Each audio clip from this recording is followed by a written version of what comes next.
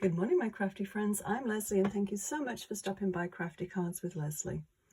Kiddin around from Stampin' Up is a Stampin' die bundle that I've had for a while, but I haven't used. This little girl in this set reminded me so much of my daughter at the age of 3 or 4. She always had a paper and pencil in her hand. So even though she's now in her 40s, she's always my little girl, and I had to make this one for her birthday. I also had to make a card for my great-great-nephew, who is about to turn 1. Oh boy, does that ever make me feel old, which I guess I am. So let me show you what I used to make this card, and then we'll make one. But this is more that I'm going to do today is about background colouring and just giving white card bases a little bit of colour to anchor whatever subject you happen to be using. So don't worry if you don't have this set, just go along with it and find an image that you can use, and then just try just a little bit of ink blending just to anchor your subject. So these are the ones I've been playing with. My little great-great-nephew, my daughter, I think she's so cute. She has similar colouring, and so this is the one we're going to actually do today. But I had fun making all of these ones. These ones, all of them I stamped, but I will show you the DSP, the designer series paper, that you can actually cut them out, and that's what we're going to do today. So this is, as you can see, this is the one that I actually stamped, and this is the one in the paper. So the die fits that perfectly. So if you, or you can fussy cut it. So if you don't have the stamp set and the die cut set, just fussy cut the paper if you have the paper, and that works just as well. You can do exactly the same thing to make this card if you don't have the whole set. So okay, I'll bring over actually the stamp set so you can actually see it if you have it. And the little top hat, I thought it looked like he was a magician, so I didn't have a sentiment that I could use for this card. Excuse me, my morning frog in my throat. But I thought it did. He looked like a little magician, so I had to find a top hat. And it took me a while, but I found this little one in Darling Dinos. So I thought that looked like a magician's hat. We'll just turn it upside down. So that's what I'm going to use for this card. And yeah, so as you can see, this set actually comes with quite a lot of dies, the little castles, and it's quite a cute little set actually, that bundle. Okay, let's get started. So the background, a little bit in there that hasn't popped out. This is a die from my my stash. I don't know the make of it, but I just want it to the little dots, which I obviously didn't get them all out. I just want it to have something that just would frame it in. But if you don't have that, not to worry, just a regular die or a fancy edge die would work just as well. So this measures 4 inches by 5 1/4, and my usual size 5 1/4 by 4 1/4 by 5 1/2. And so that's my card base all done, and we'll concentrate on doing this. So as I said, I used the designer series paper to cut these out, and they cut them out perfectly with the dies.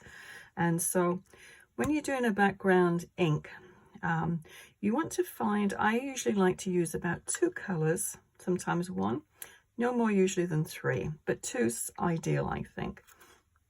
So we need a little image, the little tag, and I just did this on my computer. Hope your day is magical, and that can be for so many different occasions. So we'll use that one, and then the stars. And I had some scrap paper that I wanted to match this color, but I wanted a little pattern in it because I wanted to make my flaps for my envelopes. So I just found this, and there again, I don't know the make of it, but I thought it goes quite well with this one. And I used this little die flap from Close to My Heart to make the flap for the envelope. So we have our stars, we have our little magician there, we need a little top hat.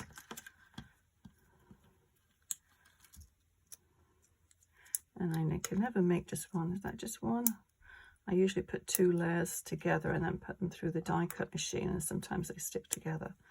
I think that's just one. Okay, so that's all we need. So, as I was saying, for this one, I thought the predominant colors in here are the pink and the blue. So I came up with these two. I don't need that stamp pad. The bluebell, which is close to Boho Blue, and the wildberry, which is very close to Melon Mambo. So these are the ones I'm going to play with for the background.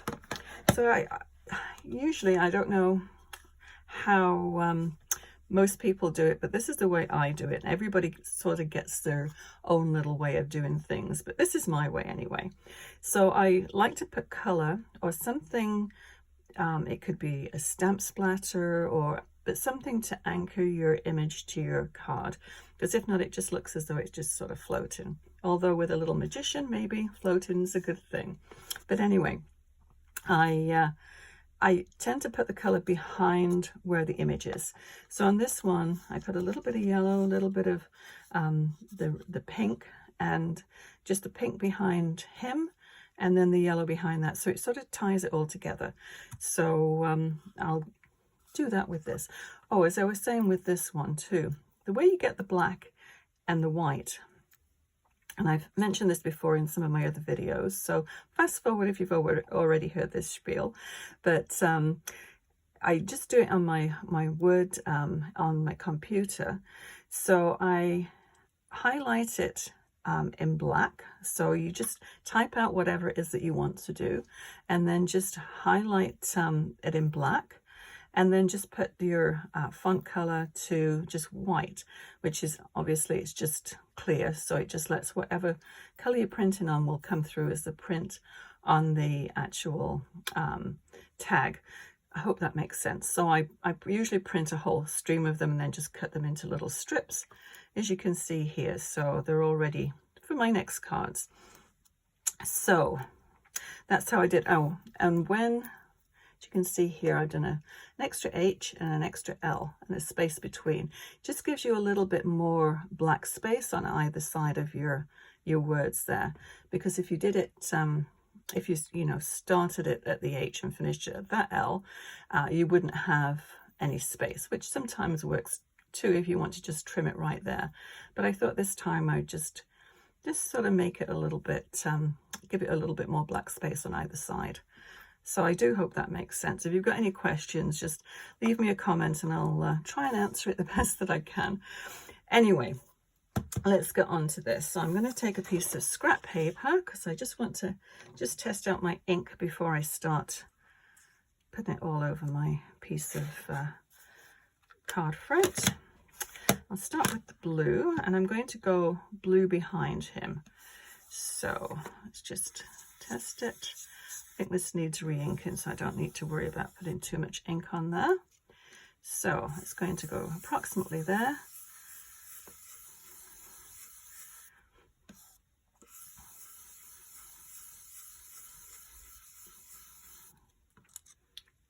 Let's see.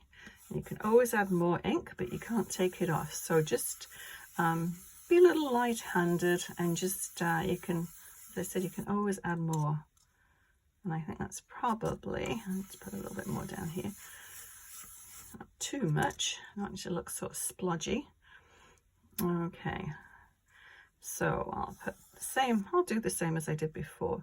So this little sentiment strip's going to go down here. I'll put the blue on this side. I just want a hint. I don't want too much colour on this one. So I think that's all there is to it in the blue. And also you could take stencils too and do your background with the stencils, just lay that on and just have a little sort of check or stars or something coming through rather than just a solid colour. Just play around with it, have fun. It's just paper and ink. Okay, now this is a little bit more of an intense colour. So I like to always start off, and I'm going to do up here and then just down here. And that's all there is to it. Background inking is so fast, it just adds so much, I think, to a card. And yeah, just play around with it, have fun with it, and quick and easy. So let's get along and assemble this card. So you can put this on your paper trimmer if you want, and that's how I did the strips initially. So I'm just going to take those end bits off. And that's all done, and I've got some little foam strips I'm going to use for the back of here. That's a good size. Don't have to trim that one. Okay, so that will go right there.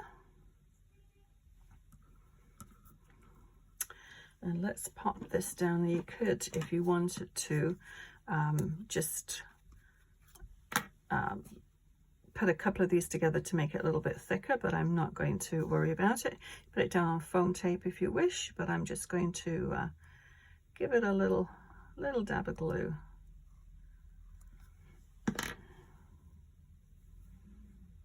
And we'll put that one about there, I think.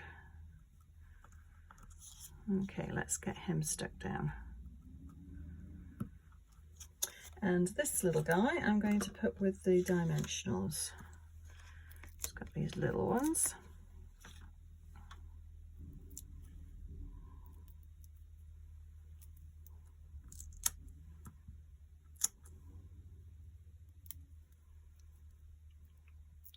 You can hear noise outside. My apologies.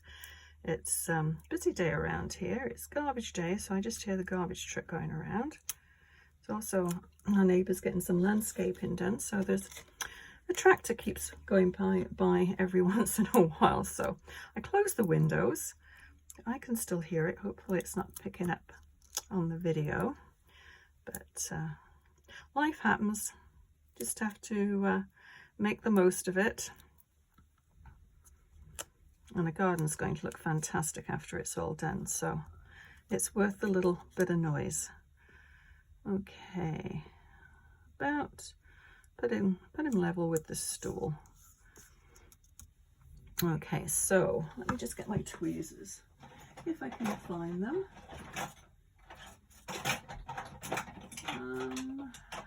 They were in here. Oh, there they are. I don't know what it is with these tweezers, but they always get buried in my stuff.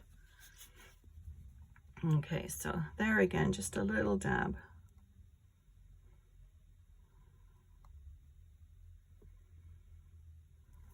And this is going to go up here, just on the pink, or the Melon Mambo, or the wild berry, whatever you call it.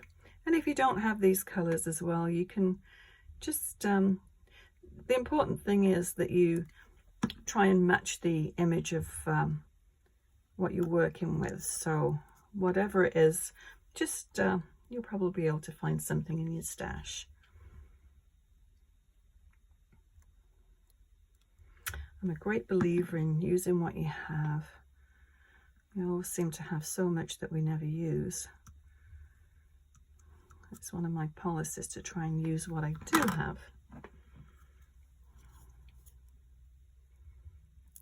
Okay, I'll take the backing off this and get this stuck down, and then we'll do our little top hat. Try and get that centered. Whoops. Centered and straight. Ish. I think that's good. Okay, so the top hat, let's just grab a pencil, and I'm just using just a regular pencil. It's actually a watercolor pencil, but that's okay. And I thought I grabbed a white, but it's sort of a gray color, but not to worry, whatever will work. You just want something that's going to show up on here. I'm going to put it in a piece of scrap paper just so you can see it. Having on a black mat on a black hat doesn't really work. So I'm just going to just put a line to sort of define the brim of the hat, and then just sort of little scratch marks really just along the side, just to give it a little bit of shape, and then the same on the bottom. And it doesn't add too much to it, but to me it just adds a little bit of it just adds a bit more definition to the hat. You can see that. Just a few little lines. They go a long way. Okay. A couple more little dimensionals.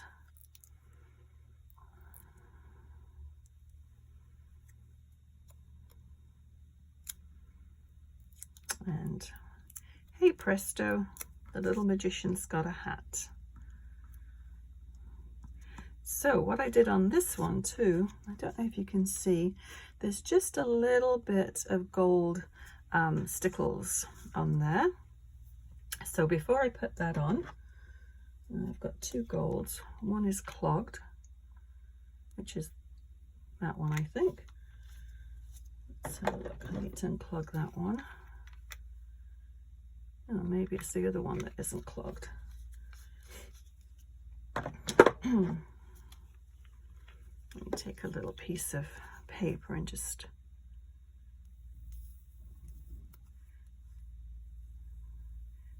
needs to be eased out of there. This is an older one. I don't know why the other one's clogged. Maybe this one, I can hear air coming out.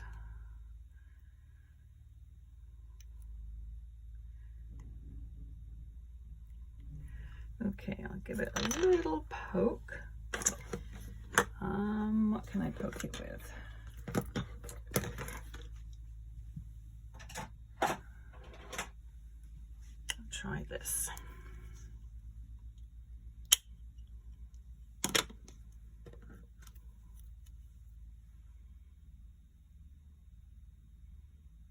Oh, good. Okay, now we can do it. But I will just leave it a minute, just while we put this on the card front. Or I should say, put the card front on the card base. So yeah, you want to tip it over so you don't want any glue or glitter glue or anything on the back side of it. If not, it's going to go on your card, which you don't want. So that's the last step. So let's just attach this. Now try and be very careful just by putting one in each corner. So I don't want it to be attached to the little holes, and then you'll see through on the front. Okay, and then we'll try and center this one. Keep saying try and center, try and make it straight, because I can't get my head right over the top of it because of my light and my camera. That's pretty close. And you could bump that up as well if you want, but I always figure if you've got some height going on with the image on the front, you don't probably want to have too many layers of foam tape. It can get a bit tricky when you try and mail it. Okay. Let's have a little look and see what we can do now with this. So I just need just a little dab.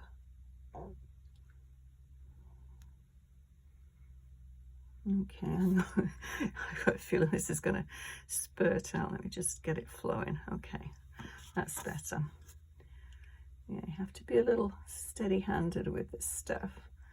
A little too hard squeezing and it's all over your card.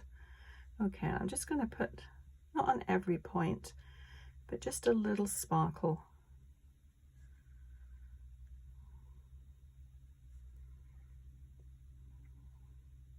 Just adds a little to it.